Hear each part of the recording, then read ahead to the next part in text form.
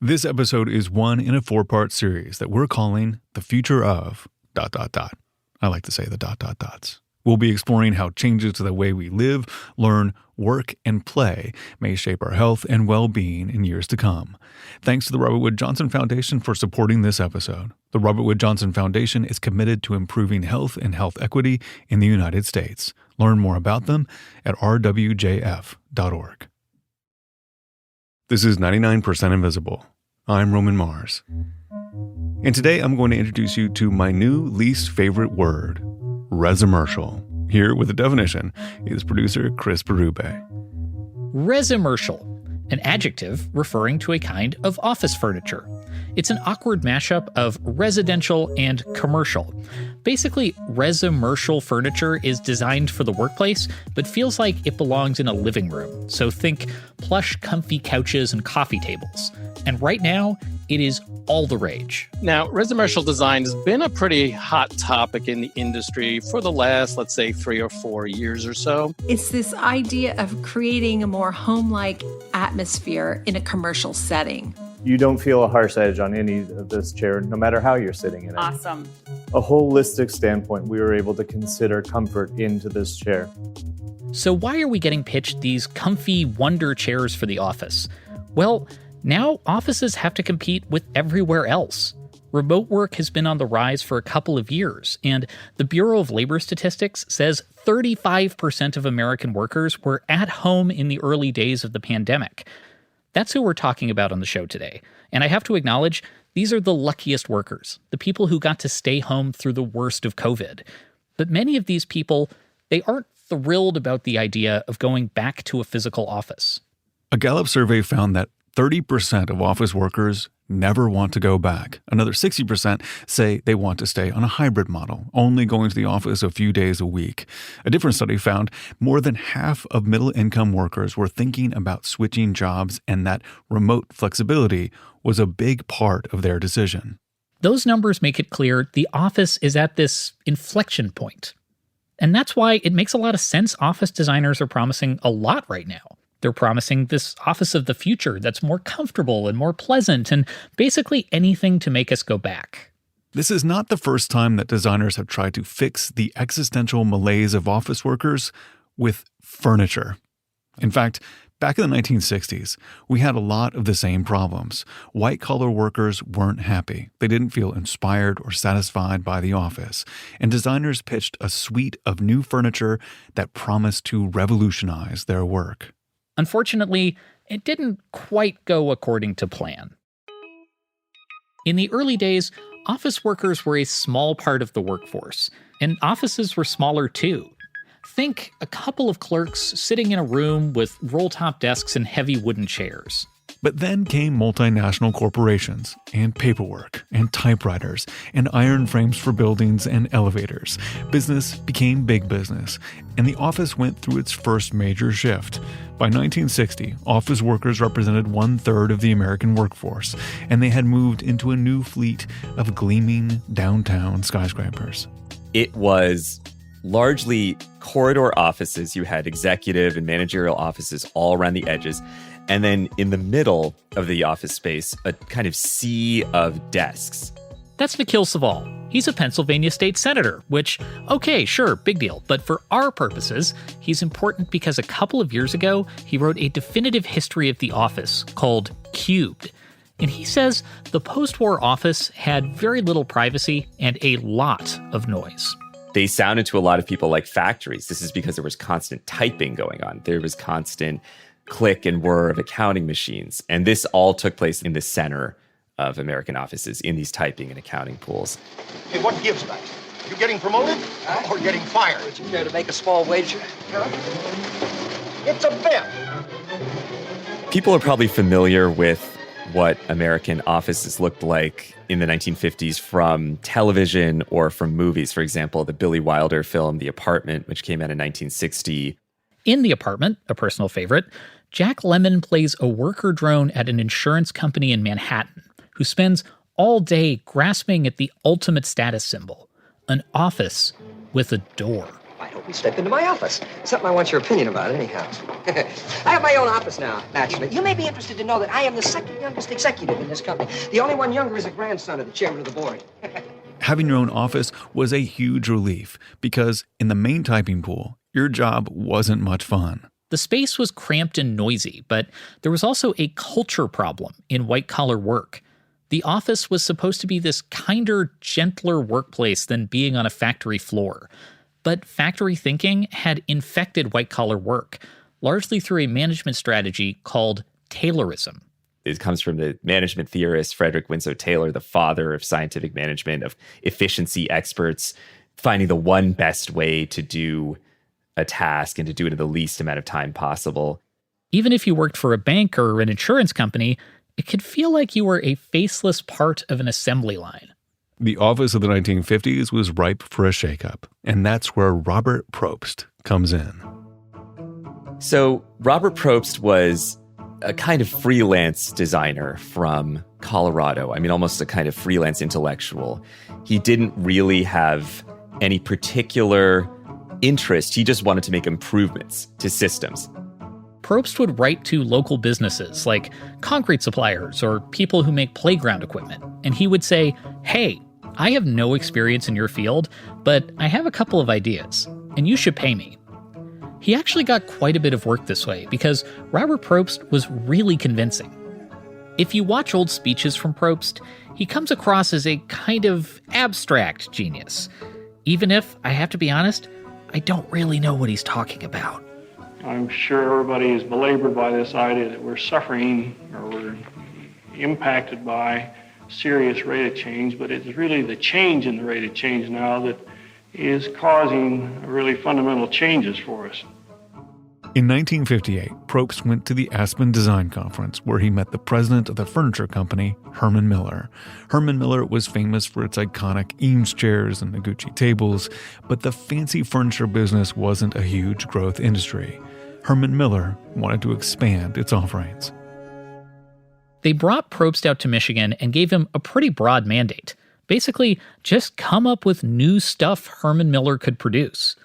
Every day, Probst would sit in his office and think, okay, what kind of products can we redesign? And we're talking about things way beyond the scope of what the company was already making. Here's Amy Osherman, chief archivist at Herman Miller.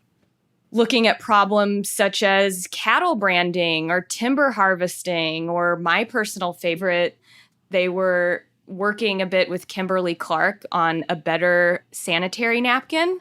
Probst was pitching all these blue sky ideas, but eventually he settled on something that seemed pretty obvious for a furniture company: office furniture.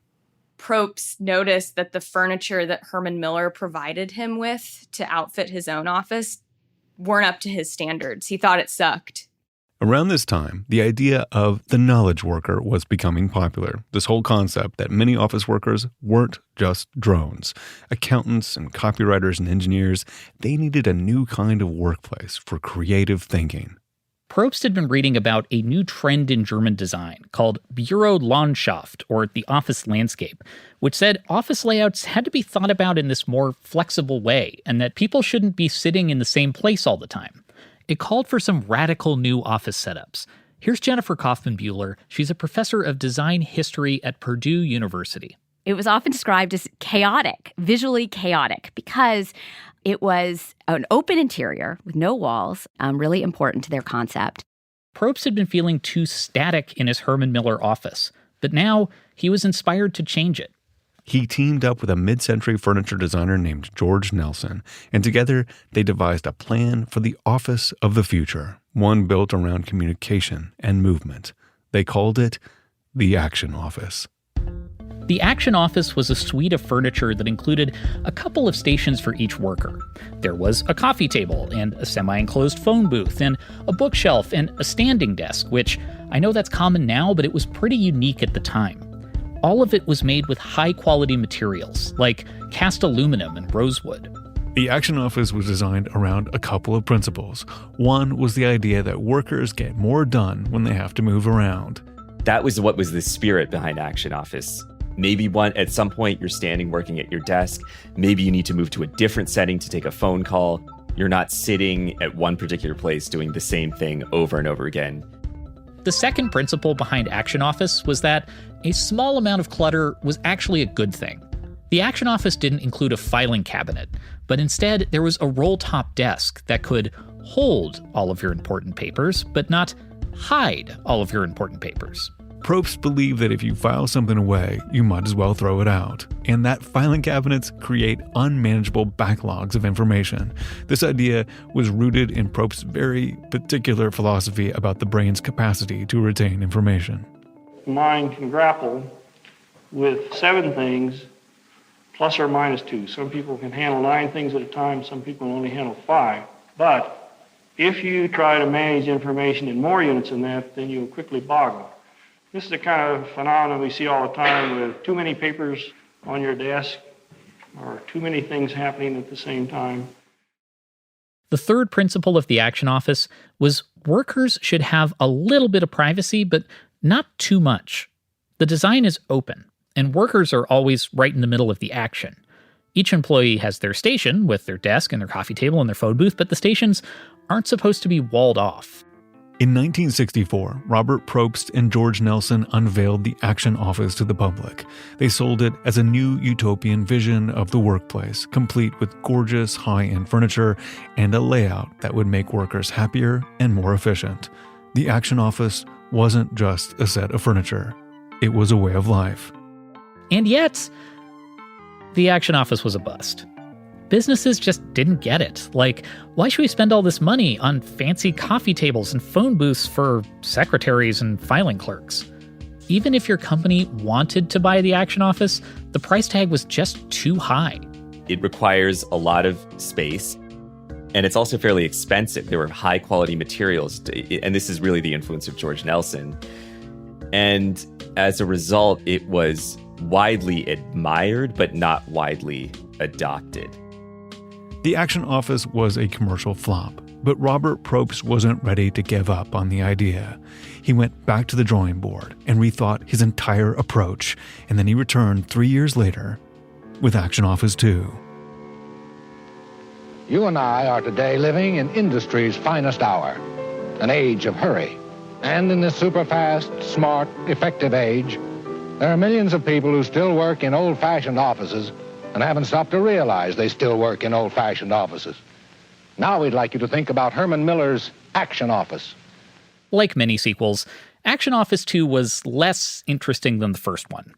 Instead of aluminum and solid hardwood, the new designs featured lots of plastics and laminates, which brought the price way down, but the mid-century modernist furniture aesthetic, that was gone. And along with it, the designer George Nelson. Here's Amy Osherman.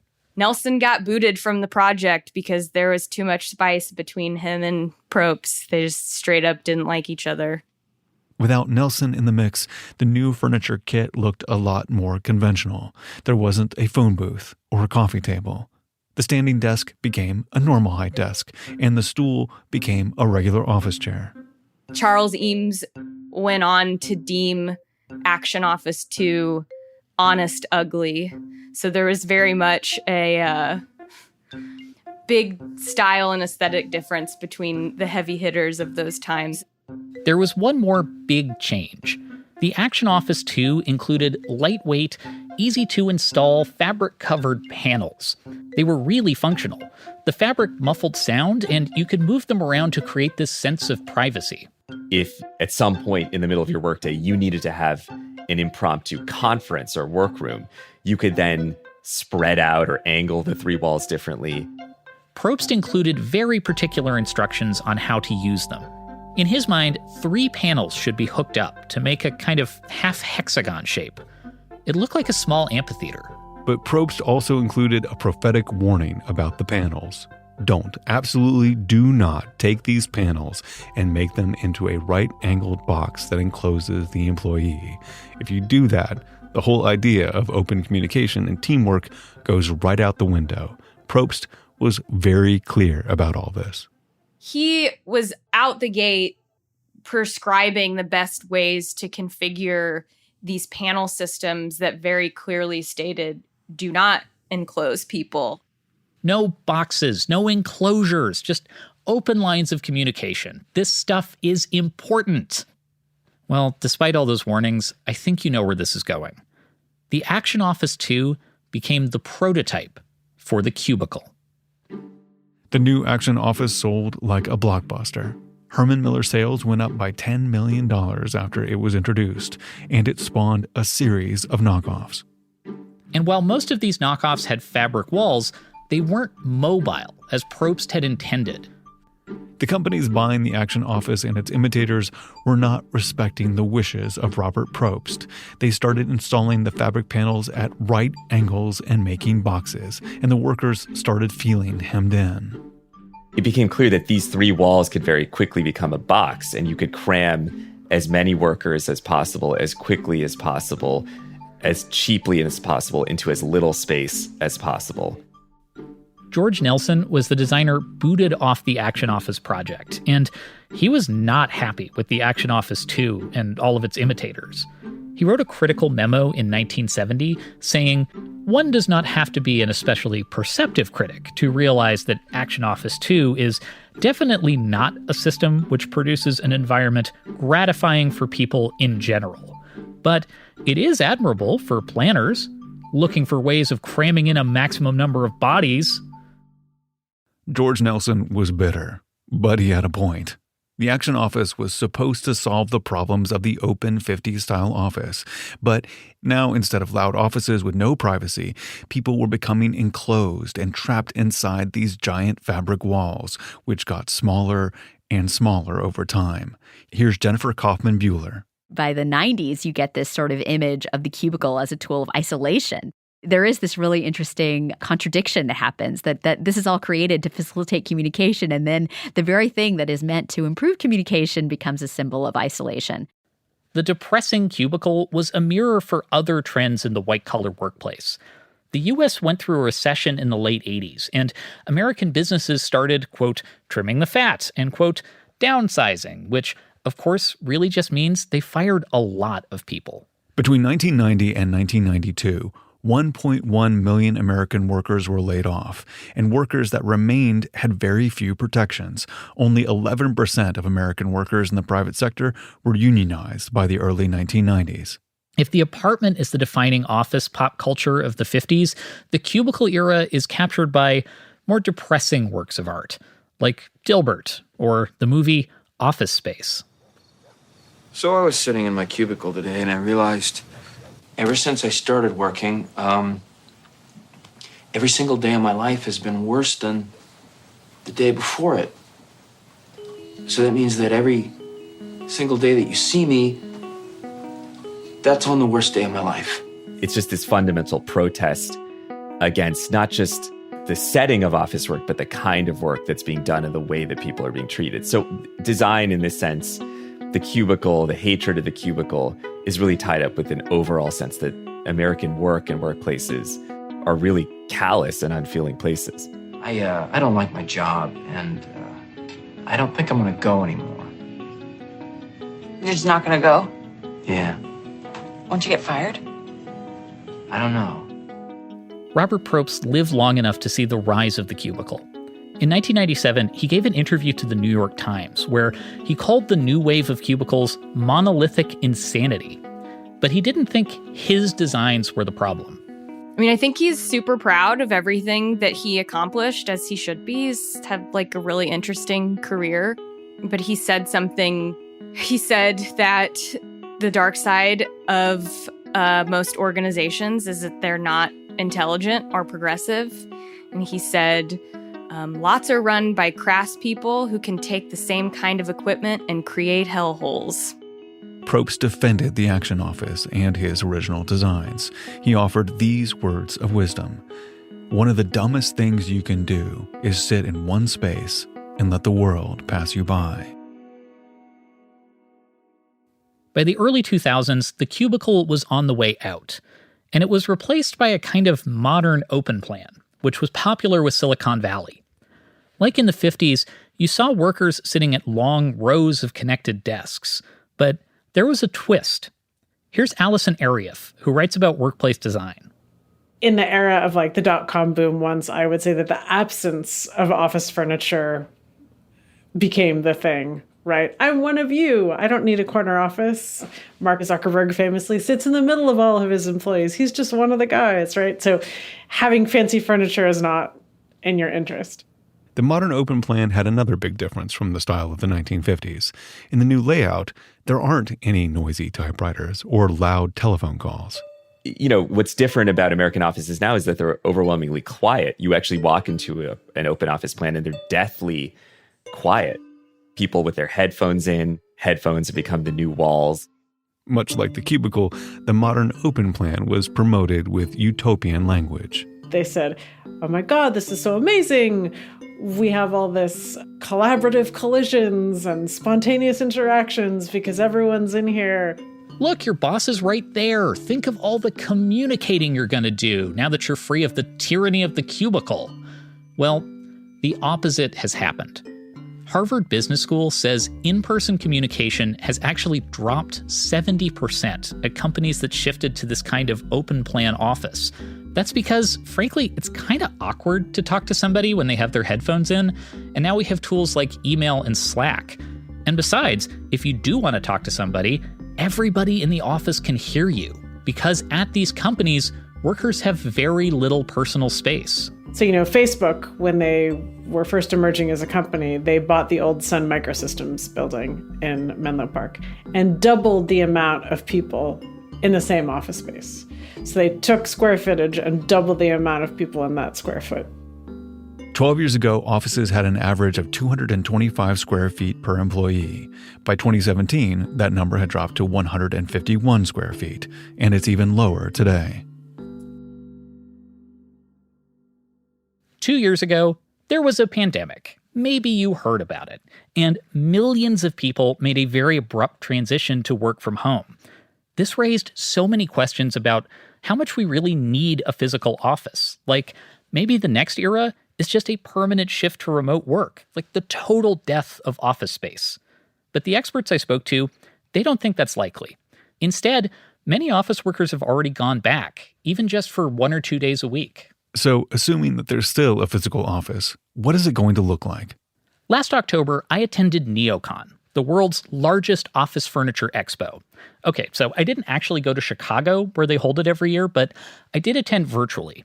And scrolling through all the exhibits, I noticed a couple of trends. One was design meant to address health and safety. Better ventilation, more space in the office for social distancing, stuff like that.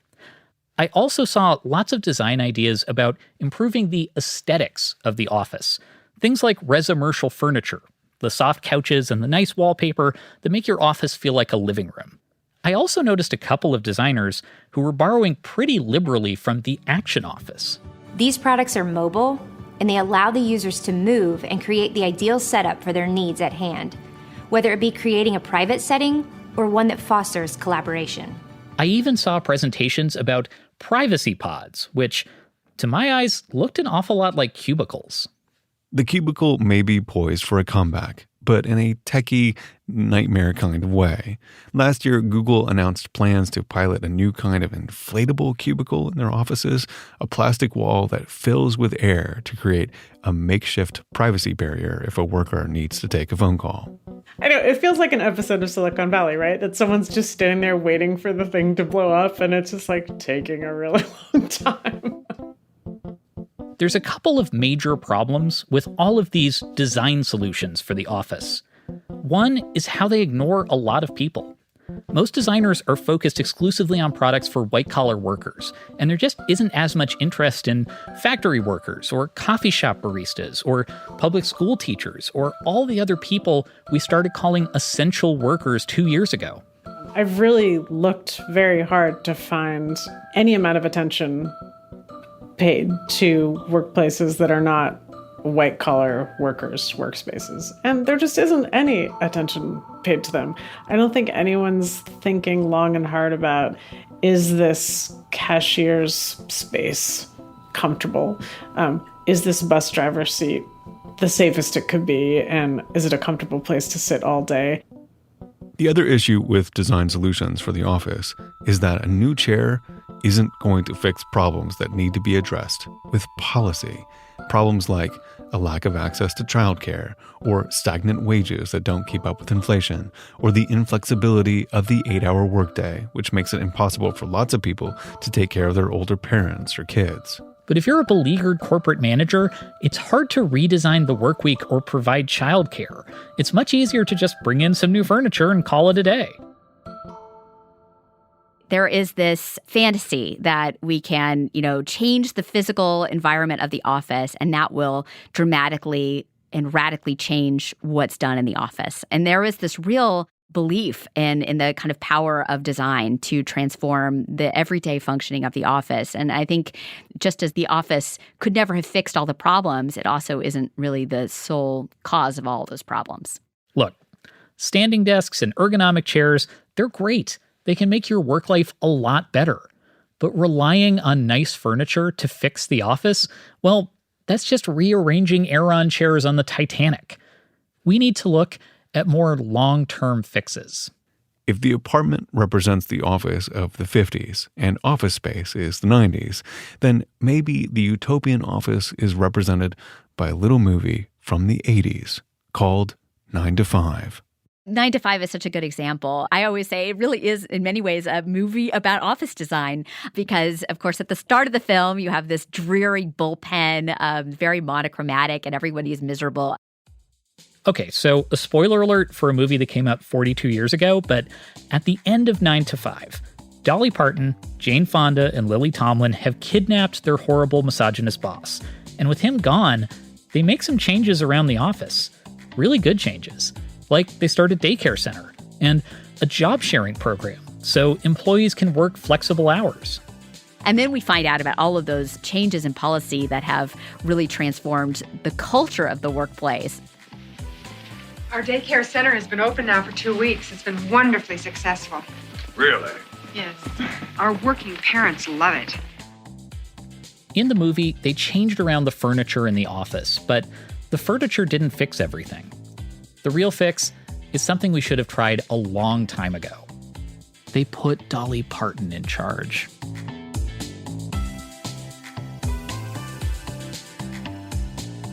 You are not off the clock yet. We have more big thoughts on the future of work after this.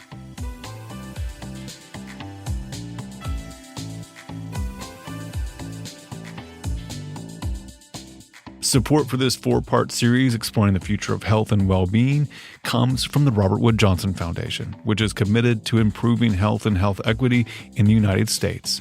Knowing that the healthy, equitable future that we all deserve won't simply arrive, RWJF is exploring how new technologies, scientific discoveries, cultural shifts, and unforeseen events, like COVID, as we talk about in today's story, may shape our lives in years to come.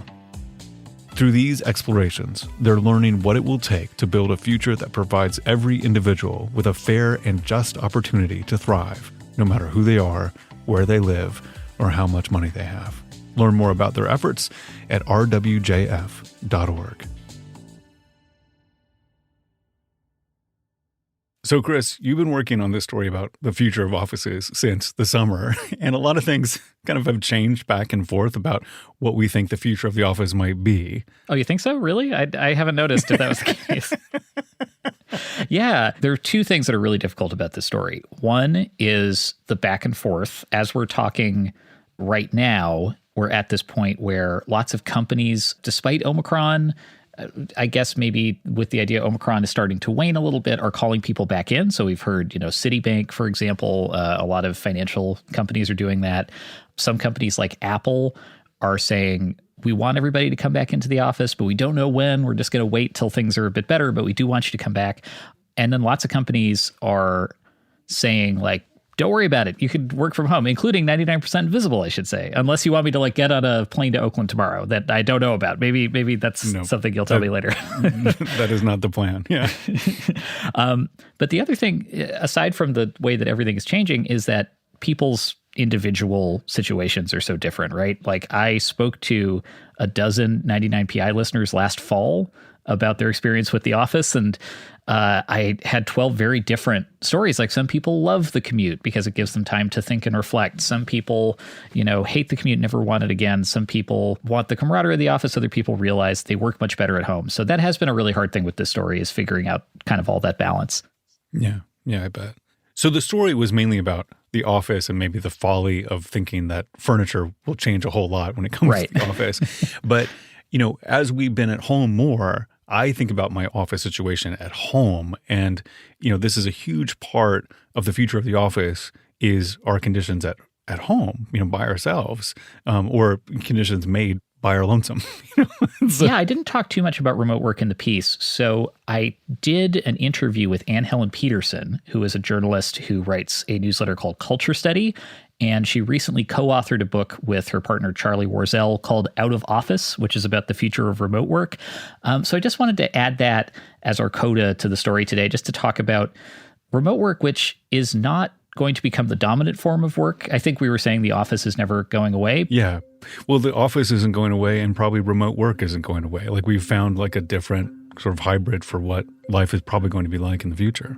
Okay, so here's my interview with Anne Helen Peterson, where we discuss the promise and some of the unintended consequences of remote work. Hi, Anne.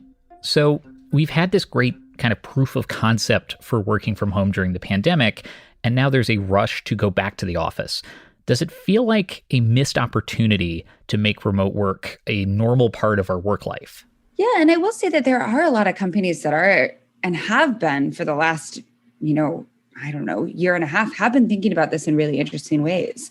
So even a place like Microsoft, which before the pandemic was very much you must live in Seattle, you must come into the office, even though it's a horrendous commute every day to the suburbs. They had previously been very, very stringent about allowing people to work from home in most positions. And I think from everything that I've heard, they are completely reconsidering that position. And part of it too is that they realize that they have to compete with other tech companies that are offering more flexible work scenarios.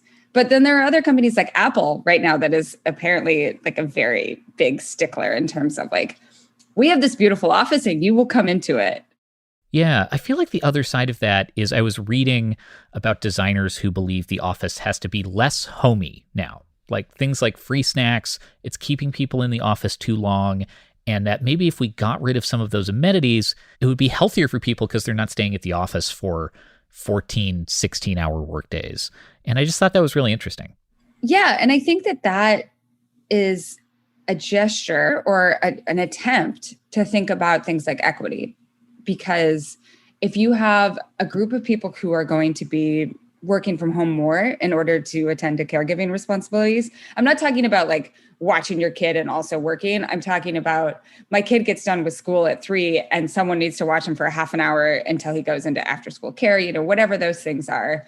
A lot of those people are going to be parents and a lot of them are going to be moms. And so we don't want to have this split workforce that's, the secondary workforce is working from home. And then the primary workforce that is getting the face time with managers and executives are the ones that are in the office who don't have caregiving responsibilities, right? That's going to lead to a lot of inequities.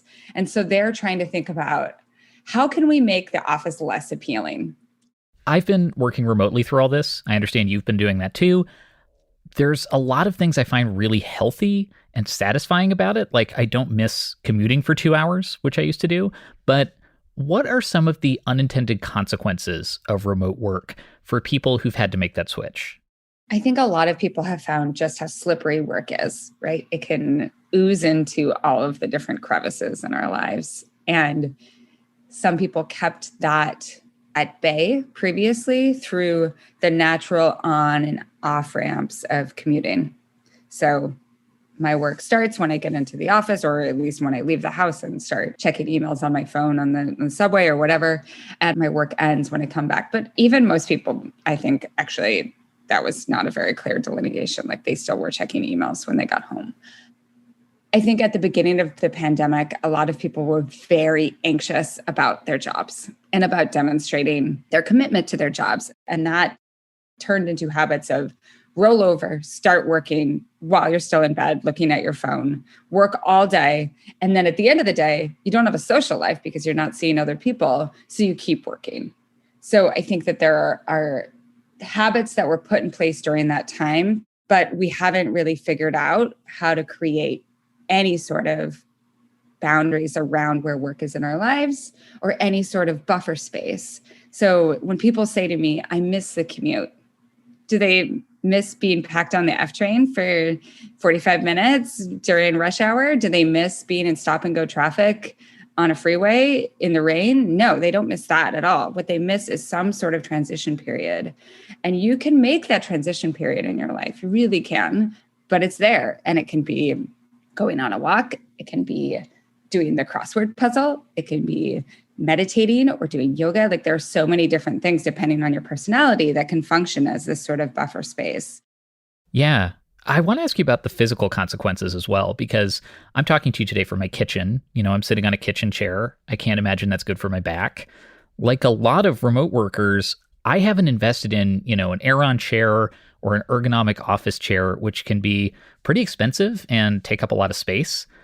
Has anybody been talking about this kind of physical consequence of people working from home and not having access to good office furniture? Yeah, and this is a really interesting question for companies that get rid of their leases, right? Are they going to take that money that they spend on the office and are they just going to put that towards their bottom line? Or are they going to say, we're going to take a chunk of this money and we're going to direct it towards our employees to outfit their home offices? Now, in my situation, I have a really small home. I don't have a place for an Aeron chair unless I wanted to put it at like my kitchen table. Do you know what I mean? Like it would be a little bit obtrusive to have an Aeron chair at my kitchen table. And so it's something I've been thinking about in terms of, and I think a lot of people who live in smaller spaces have been thinking about this as well. Like what are our solutions? And this is where I'm reminded of the fact that like working in a flexible style does not mean forever working in your own space. And this is what I say to people who say, I'm so lonely working from home as well, is that this is not the future, right? The future is not working during a pandemic where you can't be around other people or where it's not as safe to be around other people. The future is going to be tons and tons of co-working spaces that will have good chairs that won't hurt our backs. It'll be working at other people's homes. It will be working at libraries and coffee shops. Like there'll be all sorts of configurations that we can think of. But that I think is like the biggest thing to remember, that whatever we're doing now is not what we have to be doing in the near future. I mean, it feels like there is a lot of promise to remote work for improving work life for a lot of people, but something we're also seeing is this divide between the people who can work remotely and the people who have to physically go in for their job, like high school teachers and people who work in hospitals and, most of the people in the workforce, actually. Do you think that divide has grown worse during the pandemic, and where do you think that's going? It's a really important question. I think that we are slowly figuring out which jobs do demand presence. There are some companies that I think are forcing people to go into the office for very hierarchical reasons. A lot of law firms during the height of the pandemic, all the lawyers stayed at home, but they made paralegals go into the office, right?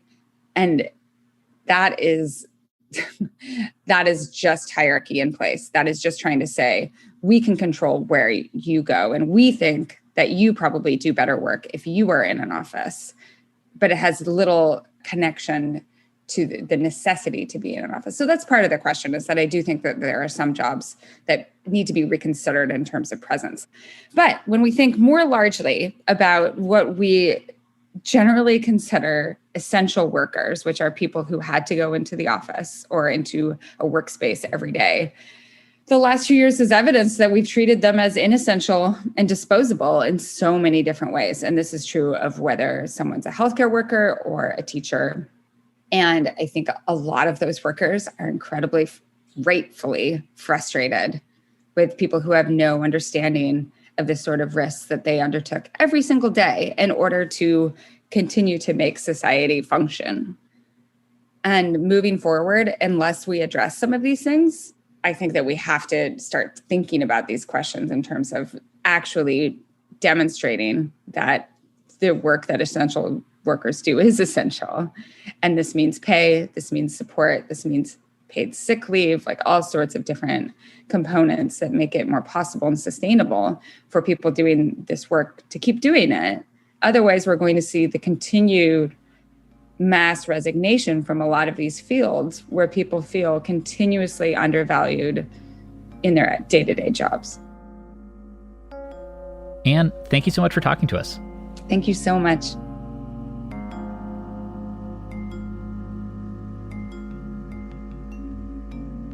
"99% Invisible" was produced this week by Chris Berube, edited by our executive producer, Delaney Hall, music by Swan Real, sound mix by Amita Ganatra, fact-checking by Francis Carr Jr. Kurt Kolstad is our digital director. The rest of the team includes Vivian Leigh, Joe Rosenberg, Christopher Johnson, Emmett Fitzgerald, Lashma Dawn, Jason DeLeon, Martine Gonzalez, Sophia Klatzker, and me, Roman Mars. Special thanks this week to Mark Gruther at the Henry Ford Museum, Amy Osherman for providing access to the Herman Miller archives, and to all the 99PI listeners who spoke to us about their experiences with The Office. It really helped us shape this story. Thank you so much. We are part of the Stitcher and SiriusXM podcast family, now headquartered 6 blocks north in the Pandora Building in beautiful Uptown, Oakland, California. You can find the show and join discussions about the show on Facebook. You can tweet at me at Roman Mars and the show at 99pi.org. We're on Instagram and Reddit too. You can find links to other Stitcher shows I love, as well as every past episode of 99pi at 99pi.org.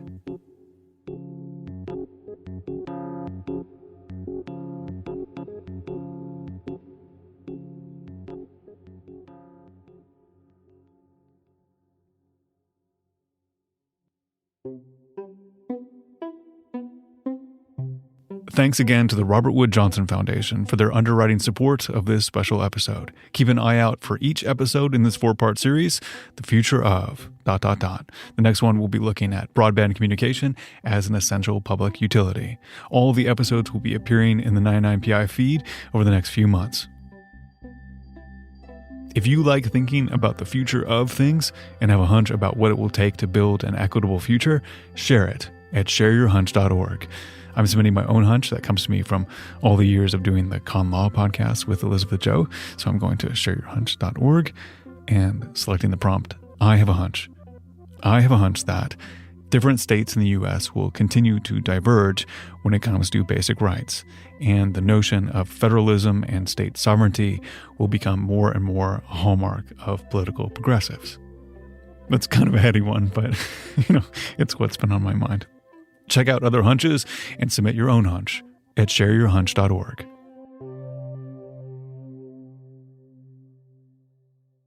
Dolly, please forgive me for what I'm about to do. Stitcher, SiriusXM, what a way to make a living.